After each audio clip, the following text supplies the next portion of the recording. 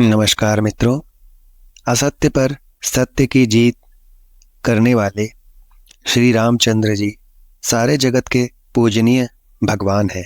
बुराई पर अच्छाई की जीत करने वाले प्रभु श्री राम ने जिस रावण को मारा था, उससे संबंधित कई अनजाने ऐसे रहस्य हैं जो इस वीडियो में मैं आपको बताने का प्रयास करूंगा।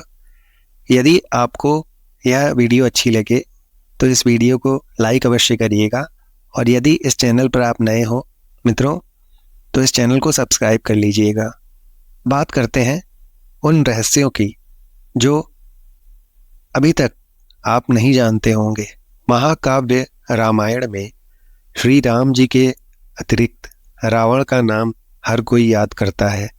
रावण लंका का राजा था और युद्ध में श्री राम ने उसको हराकर उसका वध कर दिया था। रावण के अंदर एक सभी प्रकार के गुण विद्यमान थे, जिनमें सत्व, रज और तम, ये तीनों गुण ही उसमें थे। उसमें तमोगुण सबसे अधिक था और सत्व गुण सबसे कम था। वो अत्यंत बलशाली होने के साथ ही एक कुशल राजनीतिज्ञ के भी ज्ञाता थे। यह बातें तो हम सभी जानते हैं, लेकिन रावण से संबंधित कुछ ऐसे भी रहस्य हैं जिनके बारे में आप नहीं जानते होंगे, और जानकर आप हैरान हो जाएंगे। इस वीडियो में रावण से जुड़े कुछ ऐसे अनजाने रहस्यों को आप जान पाएंगे जो बहुत कम ही लोग जानते हैं। मित्रों, इस वीडियो में अंत तक पूरा बने रहिएगा, जिससे आप इस विषय में पूरी जानकारी पा सकें। लेकिन मित्रों, यदि आप इस चैनल पर नए हो तो इस चैनल को सब्सक्राइब अवश्य कर लें, और वीडियो अच्छी लगे तो इसको लाइक अवश्य करिएगा। मित्रों, रावण के विषय में पहले रहस्य की बात यह है कि जब हनुमान जी लंका पहुँचे, उसी समय रात्रि के समय था। उसी समय उनके पीछे पीछे रावण भी पहुँच गया। रावण के पहुँचने का कारण यह था कि रावण को यह स्वप्न आया था कि रामचंद्र जी का भेजा हुआ एक वानर लघु रूप रख कर लंका में आया है, और इसी स्वप्न के आधार पर रावण रात्रि में ही सीता जी के पास पहुंच जाता है और सीता जी को डरा धमका कर उनसे भयभीत करता है। कहता है कि रात्रि में भले ही मैं उस वानर को न देख सकूं, लेकिन वह वानर तो मुझे अवश्य ही देख रहा होगा। जब मैं उसके सामने ही सीता को परेशान करूंगा, डराऊंगा, तो वह जाकर राम से सारी बातें बताएगा, और तब राम अति क्रुद्ध होकर जल्दी ही लंका की ओर प्रस्थान करेंगे और हमारा कल्याण शीघ्र होगा। यही सोचकर रावण रात्रि में ही सीता जी के पास चला जाता है। मित्रों, दूसरे रहस्य की बात करते हैं। यूँ तो राजा महाराजाओं के रथ में घोड़े होते हैं, घोड़े ही रथ को खींचते हैं, लेकिन लंकापति रावण के रथ में घोड़े नहीं थे। वाल्मीकि रामायण के अनुसार रावण के रथ में घोड़ों के स्थान पर गधे लगे हुए थे। तीसरे रहस्य की बात है मित्रों, देवताओं के कोषाध्यक्ष कुबेर लंकापति रावण के अग्रज भ्राता थे। शास्त्रों के अनुसार कुबेर रावण के पिता ऋषि विश्रवा की पहले पत्नी इलाविड़ा के पुत्र थे। इस कारण इनका एक अन्य नाम इलविड़ भी है। रावण ने कुबेर को लंका से भगाकर स्वयं ही लंका पर अपना आधिपत्य जमा लिया था। यही नहीं, कुबेर का पुष्पक विमान भी रावण ने अपने कब्जे में ले लिया था। मित्रों, अब जानते हैं चौथे रहस्य को। अत्यंत तीव्र बुद्धि वाले रावण को कोई अपने वश में नहीं कर सकता था। बहुत ही शक्तिशाली रावण मानसिक तथा शारीरिक रूप से बहुत ज़्यादा प्रबल था। उसके अंदर ग्रहों की शक्ति, स्थिति बदलने की संपूर्ण शक्ति थी। रावण एक अत्यंत ज्ञानी ब्राह्मण था। अपने पुत्र मेघनाद के जन्म पर रावण ने सभी ग्रहों को मेघनाद के 11वें ग्रह में रहने का निर्देश दिया था, परंतु शनिदेव ने ऐसा करने में मना किया, आपत्ति जताई, 12वें घर में स्थापित हो गए तो रावण ने शनिदेव को कारावास में डाल दिया था। अब जानते हैं मित्रों 5वें रहस्य की बात। रावण अपने 10 मुखों से एक साथ कब बोला? मित्रों, रावण को यह श्राप था कि जिस दिन रावण अपने 10 मुखों से एक साथ बोलेगा, कोई भी शब्द उच्चारण करेगा, उसी दिन उसको यह समझ लेना है कि उसकी मृत्यु अब उसके बहुत ही निकट है और वह किसी भी दशा में अब बचने वाला नहीं है। रावण हमेशा इसी वजह से सचेत और सतर्क रहता था तथा यह बहुत ही ध्यान रखता था कि 10 मुखों से कभी भी एक साथ नहीं बोलना है। लंका कांड के अनुसार रावण अपने 10 मुखों से उस दिन बोला था। रावण ने अपने दूतों द्वारा भगवान राम द्वारा समुद्र पर पुल बनाने का समाचार सुना था। दरअसल रावण स्वयं भी समुद्र पर पुल बनाने का बहुत प्रयास कर रहा था, लेकिन हर बार वह विफल हो रहा था। लेकिन जिस दिन उसने अपने दूतों द्वारा राम जी के द्वारा समुद्र पर पुल बांधने का समाचार सुना तो रावण बौखला गया और आश्चर्यचकित हो गया।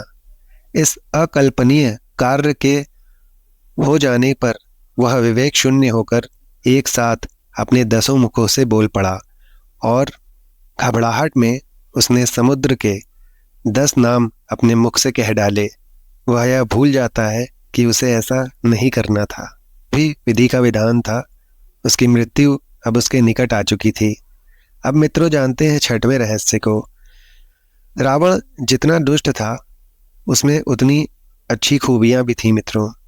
शायद इसीलिए कई बुराइयों के बाद भी रावण को एक महान विद्वान और प्रकांड पंडित माना जाता है। सबसे प्रसिद्ध नाम रावण, इसका अर्थ है दूसरों को रुलाने वाला। यह नाम स्वयं भगवान शिव ने रावण की अनन्य भक्ति देखकर उसे दिया था। रावण 6 शास्त्रों और 4 वेदों का ज्ञाता और उसे प्रतीक भी माना जाता है।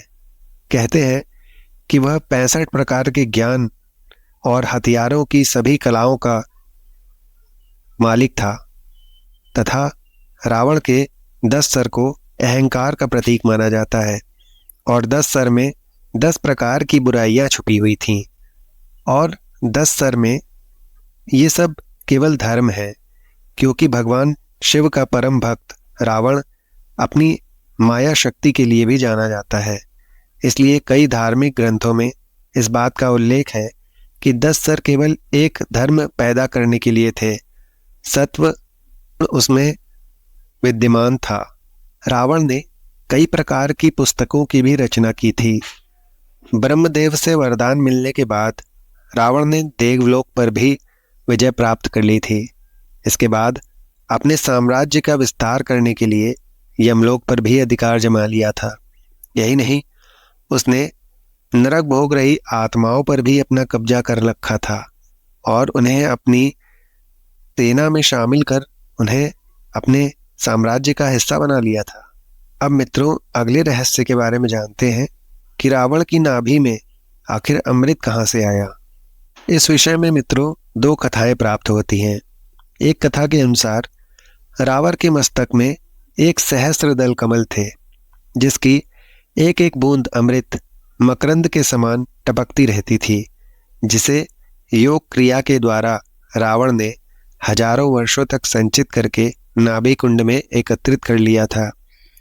इसे सिर्फ विभीषण ही जानते थे और उन्होंने रावण वध के समय श्री राम को यह बात बता दी थी, जिसकी वजह से रावण का अंत हो पाया था। दूसरी कथा के अनुसार रावण का मन हमेशा सिर्फ सीता जी में ही लगा रहता था। जैसा कि सभी लोग जानते हैं, रावण की वहाँ जो दासी थी त्रिजटा, उसने भी स्वयं कहा है कि रावण के हृदय में सिर्फ सीता जी निवास करती थीं। सीता जी को रावण हमेशा अपने हृदय में बसाए हुए रखता था। अर्थात माँ सीता में ही उसका मन लगा रहता था। सीता जी के चरण कमल से हमेशा ही अमृत की धार बहती रहती थी। रावण के मन में विराजमान सीता जी के चरणों से अनवरत बहने वाली अमृत की धारा रावण के हृदय में संचित होती रही, जिसे अमृत कुंड उसके हृदय में बन गया। इस प्रकार इन दोनों कथाओं को सत्य माना जा सकता है। अगला रहस्य है मित्रों, रावण एक कवि, संगीतकार और वेदों का ज्ञाता होने के साथ ही आयुर्वेद की भी जानकारी रखता था। रावण को रसायनों का भी अच्छा खासा ज्ञान था। माना जाता है कि रसायन शास्त्र के इस ज्ञान के बल पर उसने कई अचूक शक्तियां हासिल की थीं और उसने इन शक्तियों के बल पर अनेक चमत्कारिक कार्य भी संपन्न किए थे।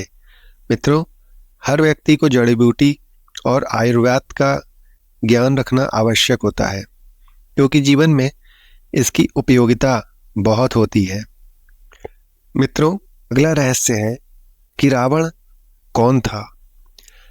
तो इस विषय में ऐसा कहा जाता है कि रावण और कुंभकर्ण दोनों भगवान विष्णु के द्वारपाल थे, जिनका नाम जय और विजय था। ये जय और विजय नामक द्वारपाल बैकुंठ में भगवान की सेवा कर रहे थे, अपना कार्य कर रहे थे कि तभी एक दिन ब्रह्मा जी के 4 कुमार, जिन्होंने ब्रह्मचर्य को चुना था और ब्रह्मा जी से हमेशा 5 वर्ष का रहने का वरदान मांगा था, वे बैकुंठ पहुंचे। उन्हें बालक समझकर जय और विजय ने उन्हें प्रवेश की अनुमति नहीं दी और उनका अपमान किया और उनसे कह दिया कि भगवान विष्णु अभी नहीं मिल सकते। पर उन कुमारों ने कहा कि भगवान अपने भक्तों के लिए सदैव समर्पित रहते हैं। परंतु जय और विजय ने उनका अपमान किया और उनकी बात जरा भी नहीं सुनी।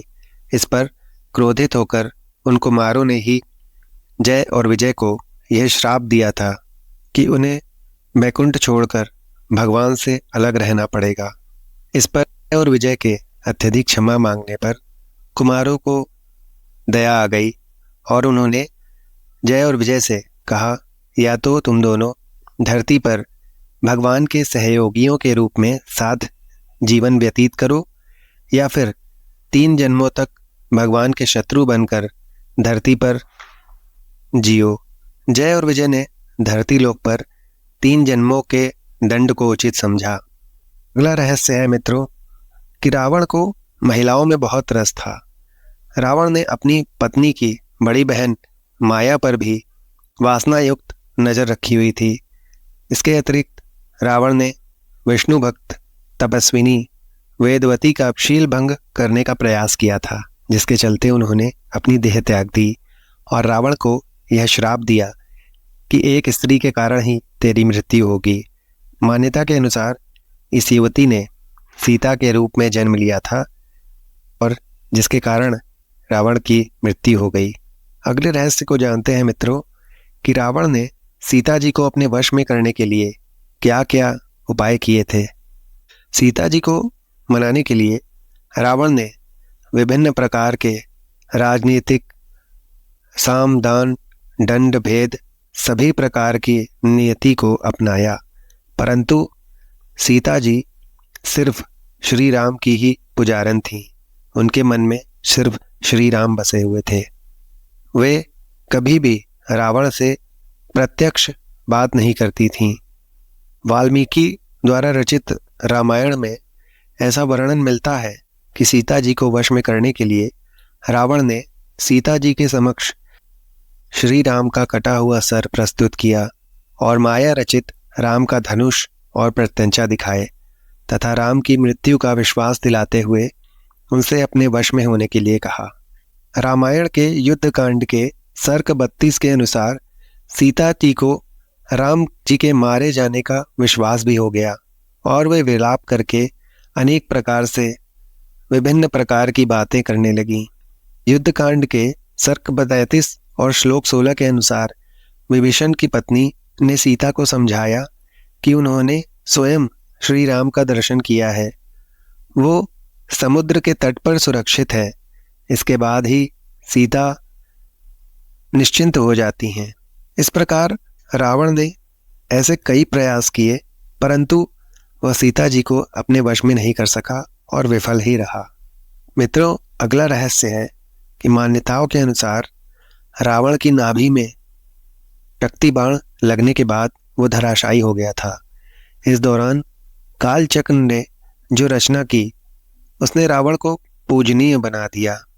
ये वो समय था जब श्री राम जी ने लक्ष्मण जी से रावण के पैरों की तरफ खड़े होकर सम्मानपूर्वक नीति ज्ञान की शिक्षा ग्रहण करने का आदेश दिया था, क्योंकि धरातल पर न कभी रावण के जैसा कोई ज्ञानी पैदा हुआ और न कभी होगा। रावण का यही स्वरूप पूजनीय है। इस स्वरूप को ध्यान में रखकर कुछ लोग रावण की पूजा करते हैं। मित्रों, अगला रहस्य है कि राम जी के साथ युद्ध पर जाने से पहले रावण ने एक युक्ति लगाई थी। अत्यंत बुद्धिमान और ज्ञानी होने के कारण वो शरीर और आत्मा के रहस्य को और भेद को भली प्रकार जानता था। वह मृत्यु की वास्तविकता का अर्थ समझता था। इसलिए उसने एक साधु से संधि की। उसने अपनी आत्मा को एक साधु के पास कुछ समय के लिए सुरक्षित रख दिया। साधु का नाम अग्निनेत्र था। अग्निनेत्र को रावण की आत्मा की रक्षा तब तक करनी थी जब तक रावण युद्ध से वापस नहीं आ जाता। युद्ध के दौरान राम जी यह देखकर हैरान थे कि उनके द्वारा किया जाने वाला हर प्रहार रावण पर कोई असर नहीं कर रहा, लेकिन रावण की आत्मा का रहस्य उस साधु के अतिरिक्त राम के सहयोगियों में से किसी एक को पता था। उसने रावण का रूप धर लिया और अग्निनेत्र साधु के पास रावण की आत्मा लेने के लिए गया। साधु ने उसे रावण की आत्मा रावण समझकर लौटा दी, जिसके परिणाम स्वरूप रावण के नश्वर शरीर का अंत कर दिया गया। मित्रों, यहाँ पर अग्निनेत्र का मतलब तीसरी आंख, आज्ञा चक्र अर्थात अंतः चक्र ज्ञान या चेतन का प्रतीक है। वही आपकी आत्मा की रक्षा करता है, वही आपकी वास्तविक शक्ति है। बाहर परिस्थितियों के वश में आकर अगर अपनी अंतर चेतना से आपका संबंध टूट गया है तो आपको जीवन के हर मार्ग पर भटकाव और असफलता ही हाथ लगती है। अगला रहस्य है मित्रों कि रावण ने जबरदस्ती सीता जी को अपनी पटरानी क्यों नहीं बनाया। मित्रों, एक बार कुबेर के पुत्र नल कुबर की पत्नी श्रृंगार करके शिव जी की आराधना करने गई, परंतु रास्ते में रावण ने नल कुबर की पत्नी को जबरदस्ती गोद में उठा लिया, परंतु नल कुबर की पत्नी समझकर उसे छोड़ दिया। बाद में जब नल कुबर को यह बात पता चली तो उन्होंने रावण को यह श्राप दे दिया कि आज के बाद यदि तू किसी पराई स्त्री को उसकी इच्छा के विरुद्ध उसका भोग करेगा तो उसके सर के अत्यधिक टुकड़े हो जाएंगे। इसी भय के कारण रावण ने सीता जी को जबरदस्ती अपनी पटरानी नहीं बनाया और ना ही उन्हें अपने साथ अपने घर ही ले गया। वह उन्हें अशोक वाटिका में ही रखता था। इस प्रकार की कथा वाल्मीकि रामायण के युद्धकांड में सर्ग 13 में श्लोक 11 से 14 तक भी मिलती है कि एक बार रावण आकाश मार्ग से ब्रह्म भवन को जा रहा था। उसी समय पुंजिका स्थल नामक अप्सरा के जबरन वस्त्र उतार उसका उपभोग किया था। ब्रह्म भवन आने पर जब ब्रह्मा जी को यह बात पता चली तो उन्होंने रावण को यह श्राप दे दिया था कि आज से तो किसी पराई स्त्री के साथ अगर जबरदस्ती समागम करेगा तो तेरी खोपड़ी के 100 टुकड़े हो जाएंगे। इस डर से भी रावण ने कभी भी जबरदस्ती सीता जी को अपनी पटरानी नहीं बनाया। तो मित्रों, ये कुछ ऐसे रहस्य थे जो रावण से संबंधित थे। यदि आपको यह अच्छा लगा हो तो इसे लाइक करिएगा और इस चैनल